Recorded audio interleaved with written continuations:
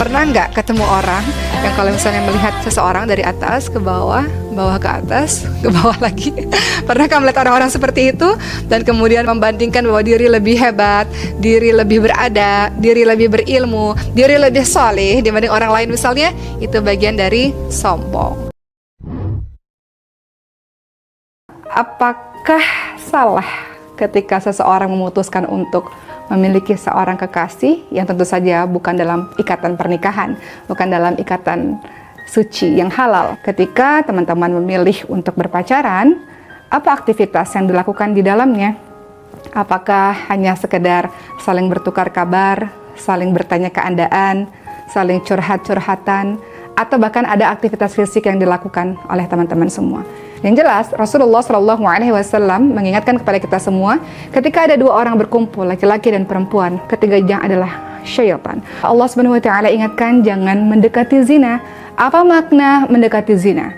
Memandang kepada yang bukan mahramnya secara berlebih-lebihan. Wah, tampannya dia, wah gantengnya dia, adalah langkah untuk mendekati zina. Kalau dilakukan secara berlebih-lebihan, telinga mendengarkan sesuatu, suara dari orang-orang yang bukan mahram yang membuat kita hanyut, juga langkah mendekati zina.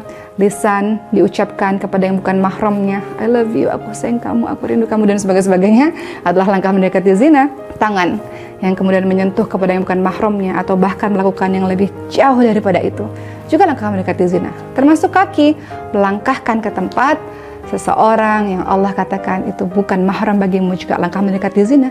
Dan ujung dari seluruh perbuatan itu adalah zina pada kemaluan, dan itu zina yang sesungguhnya. Saat ini saya sedang berada di Laut Merah.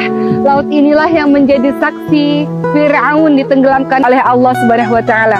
Fir'aun adalah seorang yang sangat zalim dan sangat sombong mengaku dirinya Tuhan. Namun di akhir hidupnya, ketika laut hendak menenggelamkan dirinya, barulah Fir'aun menyadari akan kesalahannya dan berusaha untuk mengakui bahwa Allah adalah Tuhannya. Namun di akhir hidupnya tidak berarti apa-apa lagi. Allah tenggelamkan, Allah hancurkan Fir'aun. Namun jasadnya masih bisa dapat kita tengok dalam sebuah museum di Mesir. Tujuannya adalah untuk diambil pelajaran agar tidak menjadi orang yang syirik, agar tidak menjadi orang yang sombong, agar tidak menjadi orang yang zalim seperti Fir'aun. Ada ahli ibadah berpapasan dengan ahli maksiat. Mereka saling berpapasan satu sama lain. Dan kemudian ahli ibadah ini apa yang dilakukan? Ketika melihat sang maksiat ini, ahli maksiat, sang ahli ibadah memalingkan wajahnya. Tidak sudi aku melihat ahli maksiat seperti itu. Sementara ahli maksiat ini menundukkan wajahnya, merasa malu. Di hadapan orang soleh dia malu akan dosa-dosanya. Dia merasa malu dengan maksiat yang dia lakukan selama ini. Dia merasa rendah sekali dirinya di hadapan sang ahli ibadah.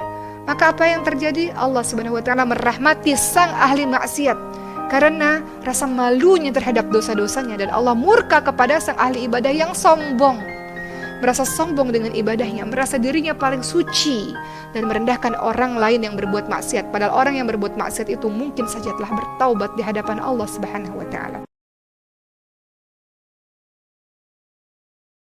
Ibadah harus dipaksakan, baca Quran dipaksakan, qiyamul lail dipaksakan, jadi orang baik dipaksakan. Semua harus dipaksakan dengan pertolongan dari Allah Subhanahu wa Ta'ala sampai akhirnya nanti seluruh episode kehidupan silih berganti tawa air mata ini, sampai nantinya kita kembali kepada Allah dengan kalimat Ya ayatuhan nafsul mutmainnah irji'i ila rabbiki radiyatan mardiyah fadkhuli fi ibadi wadkhuli jannati. Bukankah semua dari kita ingin mati dalam keadaan dipanggil dengan kalimat wahai jiwa-jiwa yang tenang, wahai jiwa-jiwa yang tenang, kembalilah kepada Allah dengan hati yang ridha dan diridhai oleh Allah. Masuklah ke dalam golongan hamba-hamba Allah dan masuklah ke dalam syurga Allah Subhanahu wa Ta'ala. Robiatul Adawiyah pernah didatangi oleh seorang pemuda, dan kemudian pemuda itu mengatakan, saya cinta sekali kepadamu wahai Robiatul Adawiyah. Robiatul Adawiyah mengatakan, kamu lihat ke belakang, di belakangmu itu ada perempuan lebih cantik daripada saya. Akhirnya laki-laki itu menoleh ke belakang. Lalu Robiatul Adawiyah tersenyum dan mengatakan, kamu tidak betul-betul mencintai saya. orang yang mencintai seseorang pasti tidak akan pernah berpaling. Iya. Begitu kata Rabiatul Adawiyah. Begitu pula dengan kita. Kita mengaku aku cinta Tuhan, aku cinta Allah. Tapi kenapa hati galau? Karena engkau tidak betul-betul mencintai Allah di dalam hatimu. Engkau tidak betul-betul menempatkan Allah yang paling utama di dalam hatimu. Engkau telah berpaling kepada selain Allah. Entah apapun itu, itulah yang membuatmu galau. Maka Allah mengatakan, ala bidzikrillah tatma'innul qulub. Ingatlah Allah, jadikan Allah nomor satu. Jangan biarkan hatimu kosong dari Allah. Dengan begitu engkau bisa menjadi tenang.